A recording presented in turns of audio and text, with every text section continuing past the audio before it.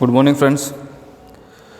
In the last class, we have discussed about the nutrition in animals और हमने start किया था nutrition in unicellular organism, unicellular animals.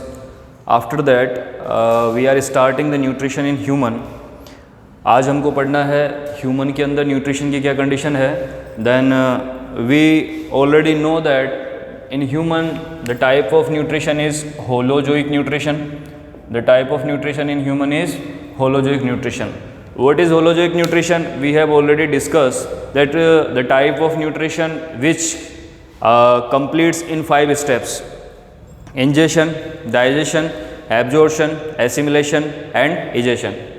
Now human के अंदर जो न्यूट्रिशन और जो डाइजेशन की प्रोसेस है कंप्लीट हम बात करें तो एक सिस्टम से होती है, एक particular because the body organization of human is organ system level. So यहाँ पर जो सिस्टम होता है उसको हम बोलते हैं ह्यूमन डाइजेस्टिव सिस्टम, जो कि डाइजेशन और न्यूट्रिशन से रिलेटेड पूरे काम कंप्लीट करता है. यहाँ पर हम आज स्टार्ट करने वाले हैं ह्यूमन डाइजेस्टिव सिस्टम की स्ट्रक्चर के बारे में. देन मैं विवेक भारद्वाज आपका वेलकम करता हूँ alpha English senior secondary school, the science lecture bio. The lecture number is 8 and the topic is human digestive system. Firstly, we have to discuss about the digestion. Digestion क्या होता है? देखिए friends, digestion का मतलब है आप जो भी खा रहे हैं, everything which you are taking inside in the body, then it cannot absorb by the cells as it is. इसका मतलब क्या हुआ कि आपने जो भी खाया हमारी बॉडी उसको एज इट इज़ एब्जॉर्ब नहीं कर पाती है.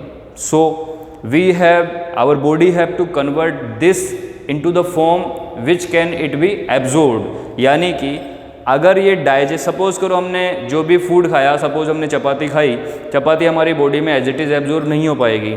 इसको उस फॉर्म में कन्वर्ट करना ज़रूरी है जिसमें कि सेल इसको यूटिलाइज कर सके, सेल इसको काम में ले सके, एनर्जी प्रोडक्शन हो सके. उस फॉर्म में इसको कन्वर्ट करना ज़रूरी है.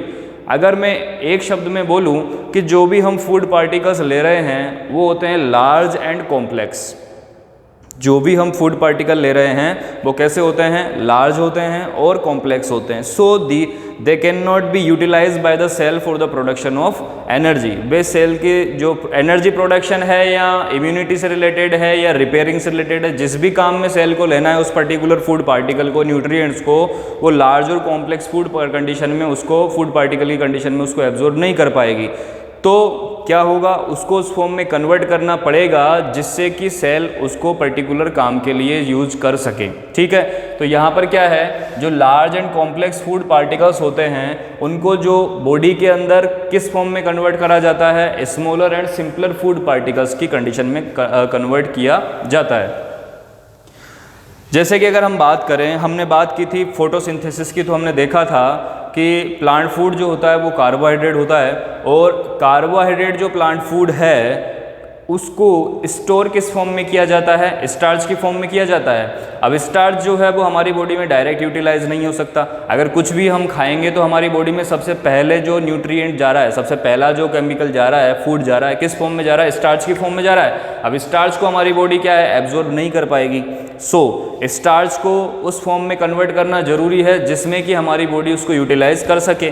तो स्टार्च को माल्टोज कार्बोहाइड्रेट में कन्वर्ट करके फिर कार्बोहाइड्रेट का भी डाइजेशन करना पड़ेगा और एट लास्ट ही किस में कन्वर्ट कर दिया जाएगा? ग्लूकोज में कन्वर्ट कर दिया जाएगा.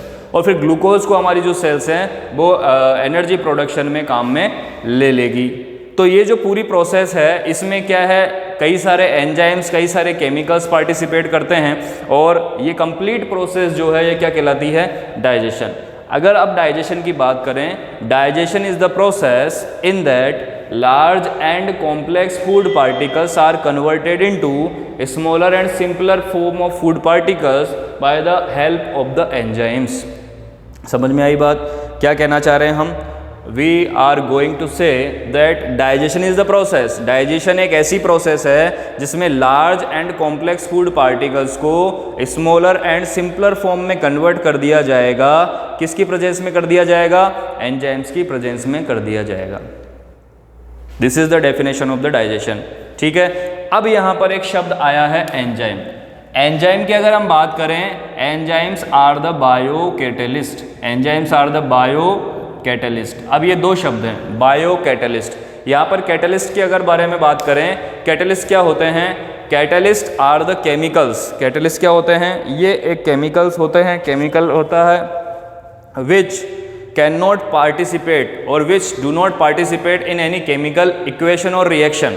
यानी कि जो ये कैटलिस्ट हैं, ये केमिकल्स होते हैं, ये किसी भी केमिकल रिएक्शन में पार्टिसिपेट नहीं करते, but it can affect the rate of reaction. ये रेट ऑफ रिएक्शन को अफेक्ट करते हैं। किसी भी जो रिएक्शन है, अगर वो स्लो स्पीड से हो रही है, उसको फास्ट करवाना है तो उसमें पर्टिकुलर कैटलिस्ट हम डाल देंगे। अगर कोई भी केमिकल रिएक्शन स्लो स्पीड से हो रही है और अगर उसको फास्ट कराना है तो कैटलिस्ट डाल देंगे। अगर फास्ट हो रही है तो उसको स्लो करवाना है तो उसके लिए भी हम कोई पर्टिकुलर कैटलिस्ट काम में लेंगे। Means catalyst can control the rate of reaction, speed of reaction, but it cannot participate in the reaction. It will not form any product. यानी कोई भी प्रोडक्ट नहीं बनाएगा, ये पार्टिसिपेट नहीं करेगा। केवल क्या करेगा ये? केवल ये केमिकल रिएक्शन की जो स्पीड है, जो रेट है, उसको बढ़ा देगा या घटा देगा। अब यहाँ पर आगे शब्द लग रहा है इसके बायो। बायो का मतलब क्या होता है? बायो का मतलब होता है लाइफ। हमने फर्स्ट लेक्चर में देखा था, बायो मीन्स लाइफ। मीन्स ये जो कैटलिस्ट है, अगर हमारी बॉडी या किसी लाइफ में, किसी लिविंग ऑर्गेनिज्म में है, तो उस कंडीशन में क्या कहलाएंगे? एंजाइम्स कहलाएंगे। एंजाइम्स का मतलब समझ में आया आपको? Enzymes are the catalyst which presence in the particular organism और लिविंग बॉडी। यानी किसी भी ऑर्गेनिज्म की बॉडी के अंदर ये कैटलिस्ट मौजूद हैं तो वो क्या कहलाएंगे? बायो कैटलिस्ट, यानी कि एंजाइम्स कहलाएंगे। ठीक है। अब एंजाइम के बारे में और डिटेल से आप जो हायर क्लासेज उनमें स्टडी करेंगे। अभी अपन को इसके बारे में ज़्यादा डिटेल में नहीं जाना है। अब हम यहाँ पर बात करें, the process of the digestion is completed in human by a system that is called human digestive system. यानी कि डाइजेशन की प्रोसेस जो है ह्यूमन के अंदर पर्टिकुलर सिस्टम के थ्रू कंप्लीट होती है और इस सिस्टम को हम क्या बोलते हैं? डाइजेस्टिव सिस्टम बोलते हैं। It is made up of 2 structures. इस डाइजेस्टिव सिस्टम के अंदर मेनली 2 स्ट्रक्चर्स होती हैं। The first structure is alimentary canal. First structure क्या है? Alimentary canal. And second structure is digestive glands. Second structure is digestive glands. यानी कि human का कंप्लीट डाइजेस्टिव सिस्टम 2 स्ट्रक्चर से मिलकर बना होता है, एक तो एलिमेंट्री कैनाल से और एक डाइजेस्टिव ग्लैंड से। अब एक डाइजेस्टिव ग्लैंड का मतलब क्या है? डाइजेस्टिव ग्लैंड एक नहीं है, डाइजेस्टिव ग्लैंड कई सारी है, लेकिन 2 स्ट्रक्चर्स हैं जिनसे पूरा ह्यूमन डाइजेस्टिव सिस्टम बनेगा, एलिमेंट्री कैनाल और डाइजेस्टिव ग्लैंड्स। ठीक है। Now firstly we are going to talk about the alimentary canal. सबसे पहले हम किसके बारे में बात करेंगे? एलिमेंट्री कैनाल के बारे में बात करेंगे। इधर की तरफ मैंने ह्यूमन डाइजेस्टिव सिस्टम का डायग्राम बनाया हुआ है। डायग्राम इतना खूबसूरत नहीं है because we are not reading about the drawing. Drawing हम नहीं पढ़ रहे हैं, हम साइंस पढ़ रहे हैं। साइंस में डायग्राम के अंदर हमको उस ऑर्गन की शेप को सही रखना है। जैसे कि कोई अगर ट्रायंगुलर शेप का ऑर्गन है तो उसको ट्रायंगुलर में ही शो करना है, उसको रेक्टेंगुलर या स्फेरिकल में शो नहीं करना है, फर्स्टली। दूसरी बात, जिस पोजीशन पे है उसको उसी पोजीशन पे रखना है। थर्ड पॉइंट, उसकी लेवलिंग सही करनी है।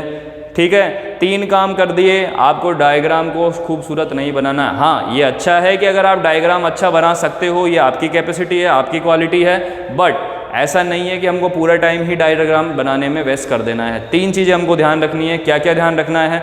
शेप जैसी ऑर्गन की होगी वैसी ही हमको रखनी है। पहली, जो पोजीशन ऑर्गन की है उसी पोजीशन पर हमको रखना है। जैसे टंग माउथ में होती है तो टंग को हमको स्टमक के पास नहीं ले जाना है। ठीक है। और तीसरा, उसकी लेबलिंग हमको कंप्लीट रखनी है। लेबलिंग हमको बिल्कुल कलेक्ट करनी है। जिस जगह जिस जो ऑर्गन मौजूद है उसका वहीं पर वही नाम लिखना है। बस 3 चीज़ हमको ध्यान रखनी है, बाकी डायग्राम आपका ठीक है। ठीक है। आपको समझना है, एग्जामिनर को समझना है। ओके।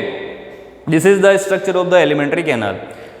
अगर आप इस स्ट्रक्चर को देखोगे तो सबसे पहले हमको इसके बारे में बात करनी कि शुरू कहाँ से हो रही है, खत्म कहाँ पे हो रही है। शुरू कहाँ से हो रही है? माउथ से हो रही है। माउथ से हो रही है। Mouth is a slit like structure. एक दरार नुमा स्ट्रक्चर होती है माउथ। ठीक है। Slit opening of the alimentary canal is mouth. Alimentary canal की जो स्लिट यानी दरार जैसी ओपनिंग होती है, ये क्या होती है? माउथ होती है। और एंड जो होता है वो कहाँ पर होता है? एनस पर होता है। ठीक है। तो एलिमेंट्री कैनाल का starting point, what is alimentary starting point of the alimentary canal? That is mouth. And the ending point of the alimentary canal is anus. ठीक है। 2 पॉइंट्स क्लियर है कि शुरू कहाँ से होगा और खत्म कहाँ पर होगा। तो यहाँ पे लिखा हुआ होगा elementary canal is a tube like structure, it starts from the mouth and ends at the anus, यानी कि शुरू कहाँ से होती है, माउथ से शुरू होती है और एनस पर खत्म हो जाती है। ठीक है, नाउ अब माउथ जो है वो जैसे ही आप स्लिट लाइक स्ट्रक्चर को खोलोगे तो कहाँ पर ओपन होगा, एक कैविटी में ओपन होगा। ये कैविटी जो है इसको हम माउथ कैविटी, इसको हम ओरल कैविटी या बकल कैविटी के नाम से जानते हैं। The slit like structure of mouth is opens into a cavity that is known as oral cavity, mouth cavity और बकल कैविटी। ठीक है, दरार नुमा जो ये जगह है ये कैविटी में खुलती है, उस कैविटी को हम ओरल कैविटी, माउथ कैविटी या बकल कैविटी के नाम से जानते हैं। ठीक है, now the first part of alimentary canal is buccal cavity. First part of the alimentary canal is buccal cavity. सबसे पहला पार्ट क्या है इसका, buccal cavity. Then buccal cavity की कंप्लीट स्ट्रक्चर पढ़ने के बाद second part is oesophagus. This is the tube like structure, pipe like structure. Oesophagus क्या है, एक पाइप लाइक स्ट्रक्चर है। Oesophagus after opens into a particular J shaped structure which is known as stomach. ये किसके अंदर खुलेगी, एक जे shape structure के अंदर, इसको हम क्या बोलेंगे, स्टमक बोलेंगे। स्टमक जो है आगे चल करके ट्यूबुलर स्ट्रक्चर में खुलेगा, इस ट्यूबुलर स्ट्रक्चर को हम बोलेंगे स्मॉल इंटेस्टाइन। क्या बोलेंगे, स्मॉल इंटेस्टाइन, स्मॉल इंटेस्टाइन। ठीक है, स्मॉल इंटेस्टाइन के बाद में इसका डायमीटर बढ़ जाएगा और ये जो दूसरी स्ट्रक्चर जो स्टार्ट होगी इस स्ट्रक्चर को हम बोलेंगे लार्ज इंटेस्टाइन। क्या बोलेंगे हम इसको, लार्ज इंटेस्टाइन। ठीक है, यानी कि एलिमेंट्री कैनाल की स्ट्रक्चर को डिफरेंट पार्ट्स में डिवाइड किया जा सकता है। फर्स्ट पार्ट है बकल कैविटी, सेकेंड पार्ट है ईसोफेगस, थर्ड पार्ट है stomach, next part is small intestine and last part is large intestine. Small intestine, large intestine. याद हो गए आपको ये नाम, ये पांचों नाम आपको याद होने हैं। फर्स्ट इज बकल कैविटी, दूसरा नाम क्या है इसका, ओरल कैविटी, और क्या नाम है इसका, mouth cavity. Second is oesophagus, stomach, small intestine, large intestine. These are the parts of the alimentary canal. यानी कि एलिमेंट्री कैनाल में हमको क्या पढ़ना है, हमको इनके बारे में पढ़ना है। ठीक है, now firstly we are starting buccal cavity. सबसे पहले हम किसको स्टार्ट करेंगे, बकल कैविटी को स्टार्ट करेंगे। नाउ बकल कैविटी को आप देख रहे हो या आप फील करो। ठीक है, जैसे ही आप आपका मुंह के अंदर टंग से चारों तरफ फील करोगे तो सबसे पहले बात करते हैं हम रूफ पार्ट की, ऊपर वाले पार्ट की। ऊपर वाले पार्ट में जब टंग को आप एंटीरियर मीन्स आगे की तरफ टच करवाओगे तो आपको लाइनिंग्स फील होगी और थोड़ा हार्ड फील होगा। तो ये जो पार्ट है वो है पैलेट। ये ऊपर वाला जो रूफ वाला कंप्लीट पार्ट क्या है, पैलेट है। ठीक है, यानी palate is the roof of buccal cavity, it is the roof. Palate क्या होता है, रूफ होती है, छत होती है। किसकी छत होती है, बकल कैविटी की। ठीक है, अब इस पैलेट में पीछे की तरफ अगर आप टंग से टच करोगे तो सॉफ्ट फील होगा, आगे की तरफ अगर आप टच करोगे तो वो हार्ड फील होगा, लाइनिंग्स फील होगी। ठीक है, तो आगे वाला जो पार्ट है उस पैलेट को हम बोलते हैं हार्ड पैलेट, जो कि लाइनिंग के साथ हार्ड होता है। और बैक पार्ट जो है, पोस्टीरियर पार्ट जो है वो कैसा होता है, सॉफ्ट, तो उसको हम बोलेंगे सॉफ्ट पैलेट। ठीक है, तो पैलेट में आपको क्या ध्यान रखना है, it is the roof of the buccal cavity, anterior part of the palate is hard palate and the posterior part of the palate is soft palate. ठीक है, अब उसके बाद हम बात करते हैं सेकंड थिंग जो आपको बकल कैविटी में फील होगी, वो है टीथ, यानी कि दांत। अगर अब यहाँ पे दांत की बात करें तो ह्यूमन के जो टीथ हैं वो 3 कैटेगराइज्ड होते हैं। फर्स्ट इज दीज आर थिकोडोंट, यानी कि थिकोडोंट होते हैं, हेटेरोडोंट होते हैं और डाइफायोडोंट होते हैं। ह्यूमन टीथ की क्या स्पेशलिटी है, these are thecodont, heterodont and diphyodont. इन तीनों टर्म्स का पर्टिकुलर मतलब है। तीनों टर्म्स का मतलब में हम सबसे पहले बात करें, सबसे पहले जो टर्म है आपके सामने थिकोडोंट की। थिकोडोंट का मतलब क्या होता है, जब कोई भी टीथ जबड़े के अंदर, जौ के अंदर स्ट्रोंगली एम्डेड होता है, मजबूती से बंधा हुआ, धसा हुआ होता है, तो ऐसे जो टीथ हैं उनको हम बोलते हैं थिकोडोंट। ठीक है, the teeth which is strongly embedded and binded in jaw, that is called thecodont condition. Thecodont condition में क्या होगा, दांत जबड़े में मजबूती से बंधा हुआ होगा, अंदर अच्छे तरह से धसा हुआ होगा, जिससे कि वो स्ट्रोंग रहेगा, तो उस कंडीशन को हम क्या बोलेंगे, थिकोडोंट कंडीशन बोलेंगे।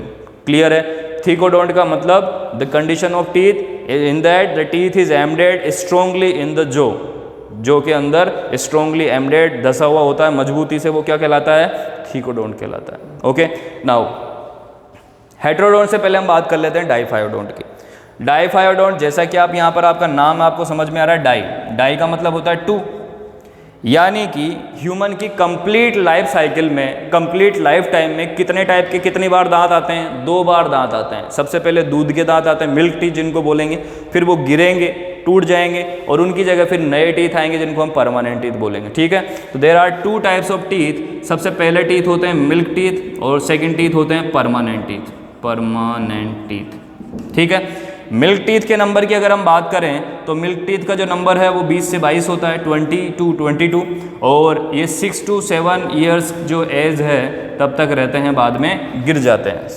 किसी बुक में आपको 7 to 8 ईयर्स भी मिल सकता है एज, तो 6 से 7 या 8 साल की एज में ये गिर जाएंगे, टूट जाएंगे, और इनका नंबर कितना होता है? 20 से 22 होता है। जब मिल्क टीथ टूट जाते हैं, गिर जाते हैं, तो उनके बाद में जो उनकी जगह पर टीथ आते हैं वो कौन से होते हैं? परमानेंट टीथ होते हैं, और इनका नंबर कितना होता है? 32 होता है। टोटल परमानेंट टीथ नंबर कितना होता है? 32 होता है। ठीक है, यानी कि पहला हमने टीथ का पार्ट पढ़ लिया, these are thecodont. Now we are studying that these are diphyodont. Diphyodont मतलब 2 बार आएंगे, एक लाइफ टाइम में 2 बार दांत आएंगे। पहले जो दांत होंगे वो दूध वाले दांत यानी मिल्क टीथ होंगे, जो 6 से 7 या 8 साल की एज तक रहेंगे, और इनका नंबर कितना होगा? 20 से 22 होगा।